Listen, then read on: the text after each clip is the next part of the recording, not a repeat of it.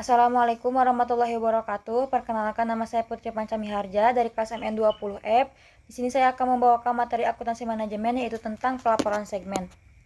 Pelaporan segmen adalah melaporkan kontribusi laba dari berbagai aktivitas atau unit-unit lainnya dalam suatu organisasi. Pelaporan segmen yang disusun berdasarkan perhitungan biaya variabel menghasilkan evaluasi-evaluasi dan keputusan-keputusan yang lebih baik daripada yang disusun berdasarkan perhitungan biaya absorpsi.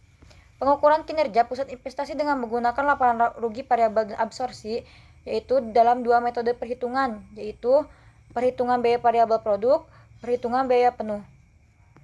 Mengevaluasi manajer pusat laba, manajer berharap berlakunya sebagai berikut. Satu, yaitu ketika penjualan naik sementara faktor lain tetap, maka laba naik. Yang kedua, yaitu ketika penjualan turun sementara faktor lain tetap, maka laba turun. Yang ketiga, yaitu ketika penjualan tetap sementara faktor lain tetap, maka laba tetap. Beban dalam lab L dan atau R segmen, yaitu pertama itu beban tetap langsung ialah beban tetap yang secara langsung dapat ditelusuri ke segmen di mana beban ini akan hilang jika segmen ditutup. Yang kedua yaitu beban tetap umum disebabkan oleh dua atau lebih segmen, beban ini akan tetap muncul meskipun salah satu segmen ditutup. Yang selanjutnya yaitu evaluasi pusat investasi.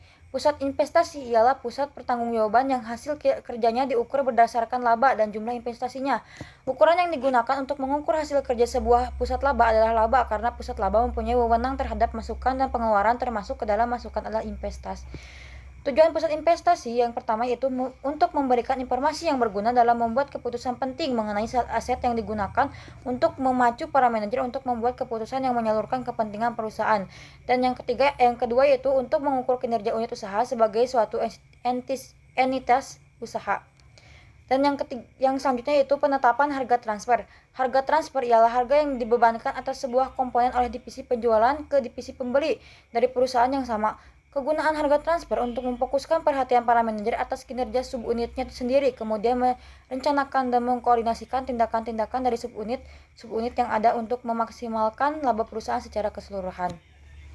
Hanya itu yang bisa saya sampaikan. Mohon maaf bila ada salah kata. Wassalamualaikum warahmatullahi wabarakatuh.